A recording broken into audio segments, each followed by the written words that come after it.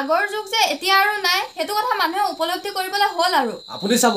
টাউনৰ শিক্ষা থকা সৰু ল'ৰা বা ছোৱালীজনীকো আপুনি ঠগিব নোৱাৰে বৰঞ্চ আপোনাক ঠগি যাব গাঁৱলীয়াবোৰক যে গয়া বুলি কয় তাৰ অৰ্থটো কি বাৰু অসাৱধানতাৰ ফলত অকল মৰণেই নহয় জন্মও হ'ব পাৰে সেইবাবে প্ৰত্যেকটো কাম কৰাৰ আগত সাৱধান হ'ব নমস্কাৰ বন্ধু বান্ধৱীসকল আপোনালোকক আমাৰ অন্য এটা ভিডিঅ'লৈ স্বাগতম জনাইছো আজিৰ যুগত আপোনালোক য'তেই নাথাকক কিয় আপোনালোকৰ প্ৰত্যেকৰে হাতত নাইবা আপোনালোকৰ প্ৰত্যেকৰে ঘৰত একোটাকেও হ'লেও মোবাইল ফোন আছে আৰু আপোনালোকেতো জানে আজিৰ যুগত টেকন'লজিবোৰ ইমান আগবাঢ়ি গৈছে যে পৃথিৱীখন আপুনি নিজৰ পকেটত নাইবা হাতত লৈ ঘূৰি ফুৰিব পাৰে মানে ইচ্ছা কৰিলে আপুনি 1 ছেকেণ্ডৰ ভিতৰত গোটেই পৃথিৱীখনৰ প্ৰতিটো কোণৰ খবৰে ল'ব পাৰে আৰু ইমানখিনি আগবাঢ়ি যোৱাৰ পিছতো সমাজৰ এচাম মানুহৰ চিন্তাধাৰাবোৰ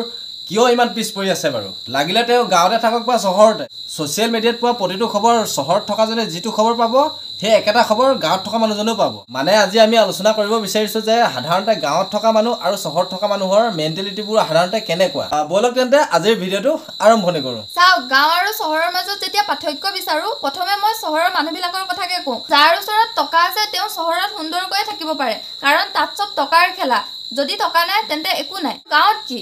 ঘৰত চাউল কেইটা হলে বাৰীৰ পৰা কিবা এটা লৈ ভাত কেইটা খাব পাৰি সেইখিনিলৈকেতো ঠিকেই আছিল অকলতো আজিকালি ভাত কেইটা খাই থকাটোৱেতো মেইন কথা নহয় আজিৰ যিটো যুগ হৈছে গাঁৱত চলাটো ইমান সহজ নহয় টাউন বা চহৰত যিসকল ব্যক্তি আছে তেওঁলোকে কিবা নহয় কিবা এটা কাম কৰি চলি আছে লাগিলে তেওঁ দিনটোত 200 টকা ইনকাম কৰক আৰু তাৰ বিপৰীতে গাঁৱৰ এজন ব্যক্তিয়ে ঘৰতে থাকি 50 বিঘা মাটি খেতি কৰি সেই 200 টকা ইনকাম কৰা মানুহজনতকৈ সুন্দৰকৈ খাই আছে কথাটো সত্য কিন্তু সেই দুজন ব্যক্তিৰ মাজত যেতিয়া মেন্টেলিটি চেক কৰা হয় তেতিয়া সেই 50 বিঘা মাটি খেতি কৰা জনতকৈ টাউনত 200 টকা ইনকাম কৰা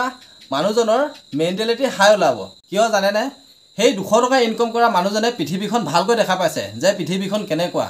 মানুহে পেটৰ ভাতমুঠি উলিয়াবৰ কাৰণে বৰ্তমান কি কৰিব লগা হৈছে বা কৰি আছে তেওঁ ভালকৈ দেখা পাইছে ঘৰত থকা অশিক্ষিত ব্যক্তি এজনেও যিটো লেভেলত পইচা ইনকাম কৰিব পাৰে হয়তো গাঁৱত থকা বহু শিক্ষিত ব্যক্তি এজনেও সেইটো লেভেলত পইচা ইনকাম কৰিব নোৱাৰিবও পাৰে ইয়াৰ কাৰণবোৰ কি জানেনে তেওঁ শিক্ষিত নহ'ব পাৰে কিন্তু তেওঁৰ বুদ্ধি আছে তেওঁ আজি এই দুনিয়াখনৰ লগত মিলিব পাৰিছে চহৰত থকা 10 জনে কেনেদৰে টকা ঘটিছে তাৰ প্ৰেক্টিকেল জ্ঞান লৈ তেওঁ কাম কৰিছে সেইবাবে তেওঁ শিক্ষা নাথাকিও চহৰত সুন্দৰকৈ খাই বৈ থাকিব পাৰিছে আচলতে মেইন সমস্যাটো ক'ত জানেনে গাঁৱত গাঁৱলীয়াবোৰক যে গয়া বুলি কয় তাৰ অৰ্থটো কি বাৰু মোৰ মতে সাধাৰণতে যিসকল মানুহে গাঁৱৰ মুহত পৰি গাঁওখনৰ ভিতৰতে আবদ্ধ হৈ থাকি সেই বাহিৰৰ জগতখনৰ লগত একো চাহ চিনাকি নাথাকে তেওঁলোককে চাগে গয়া বুলিব পাৰি হয়নে নহয় বাৰু কথাষাৰ কমেণ্ট কৰি জনাবচোন আগৰ যুগ যে এতিয়া আৰু নাই হেতু কথা মানুহে উপলব্ধি কৰিবলৈ হ'ল আৰু চাওক সাধাৰণতে গাঁৱৰ মানুহৰ চিন্তাধাৰাবোৰ কেনেকুৱা মানে মই সকলোকে ক'ব যোৱা নাই এচাম মানুহকহে ক'ব গৈছো যদি কাৰোবাৰ ঘৰত মাটি অকমান আছে বছৰটোৰ ভিতৰত খেতি অকমান কৰিলে হৈ যায় যদি খেতি কৰিবলৈও নাই তেন্তে দিন হাজিৰা কৰিব কিছুমানে নহলে দিন হাজিৰা নকৰিলেও নাই বা হয়তো সাধাৰণ দোকান এখন দিয়ালৈকে ঠিকেই আছে আৰু কিছুমান মানুহে নিজৰ ঘৰতে শাক-পাচলি কেইটামান কৰিব বা কিছুমানেতো নিজৰ ঘৰত নকৰে লোকৰ ঘৰৰ পৰা কেইটামান খুজি মাগি আনি ভাতকেইটা খাব পাৰিলে হৈ গ'ল মানে সিহঁতৰ জীৱনটো তেনেকুৱাই আৰু গাঁৱত চাবচোন সৰ্বসাধাৰণতে মানে কি ভাতকেইটা খাবৰ কাৰণে যোগাৰ অকল মতা মানুহজনে কয় মানে গাঁৱত অকল মাইকী মানুহৰ এটাই ধৰ্ম ঘৰৰ ভিতৰতে সোমাই ভাতকেইটা বনাব পাৰিলে হ'ল ভাত পানী বনাই গিৰিয়েকজনক যেনিবা ক'বালে কামত ওলাই গ'ল তাৰপিছত লোকৰ ঘৰে ঘৰে গৈ বেলেগৰ কথা আলোচনা কৰাটোৱে গাঁৱৰ মানুহৰ মহিলাৰ দায়িত্ব কিছুমানৰ মই সকলোকে ক'বলৈ যোৱা নাই মানে সৰ্বসাধাৰণতে গাঁৱত সেইটো প্ৰচলিত হৈছে আৰুতো চৰকাৰ আছে সহায় কৰিবলৈ কিহৰ চিন্তা ফ্ৰীতে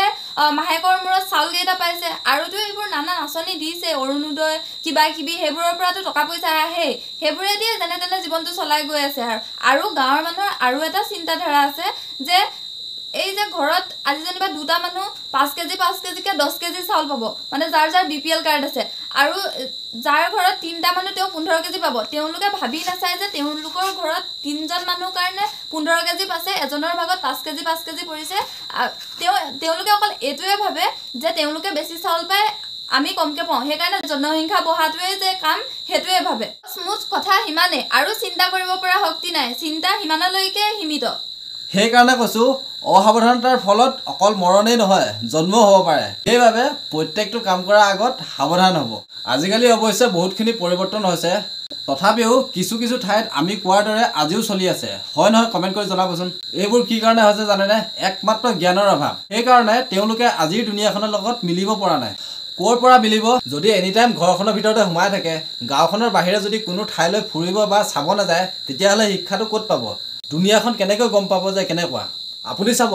টাউনৰ শিক্ষা নথকা সৰু ল'ৰা বা ছোৱালীজনীকো আপুনি ঠগিব নোৱাৰে, বৰঞ্চ আপোনাক ঠগি যাব। সিহঁতৰ শিক্ষা নাথাকিলেও সিহঁত বুদ্ধিয়ক, মানে স্মাৰ্ট। সেইকাৰণে কৈছোঁ, গাঁৱৰ পৰা অকণমান বাহিৰলৈ ওলাই যাব,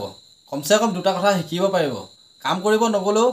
দুনিয়াখন এবাৰ চাব যাব, দুটা কথা শিকিব, গম পাব যে পৃথিৱীখন কিমান ডাঙৰ। আপুনি ঘূৰিব লগা জেগা বহুত আছে। আপুনি অকল গাঁওখনৰ ভিতৰতে সোমাই থাকি অকল গাঁওখন যে অকল পৃথিৱীখনত অকল গাঁওখনে যে আছে সেইটো নহয়, বহুত জেগা আছে। আপুনি পৃথিৱীখন বহুত ডাঙৰ, বাহিৰত এবাৰ ঘূৰিব। আৰু যে অকল ঘৰৰ ভিতৰতে সোমাই, গাঁওখনৰ ভিতৰতে সোমাই, আজিকালিতো মতা মাইকী চব একেই হৈছে, যে ইটোৱে সিটো কথা পাতিব, ইটোৱে সিটো কথা চুটলিবাজি কৰি থাকোঁতে আপোনালোকৰ সময়বিলাক পাৰ হৈ গৈছে। সেইকাৰণে সেই বাহিৰত গৈ দুটা কথা শিকি আহি তেওঁলোকে যে কি কাম কৰিছে, আৰু তেওঁলোকৰ পৰা এইটো বিশেষকৈ শিক্ষা ল'ব যে তেওঁলোকে বেলেগৰ সমালোচনা কৰাটো দূৰৰে কথা, নিজৰ কথা চিন্তা কৰিবলৈ সময় নাই। আপুনি যদি নিজৰ কথা চিন্তা নকৰি অকল আনৰ কথাতে লাগি থাকে, তেতিয়াহ'লে আপোনাৰ উন্নতি নহয়। আৰু সেইকাৰণে আপুনি সেই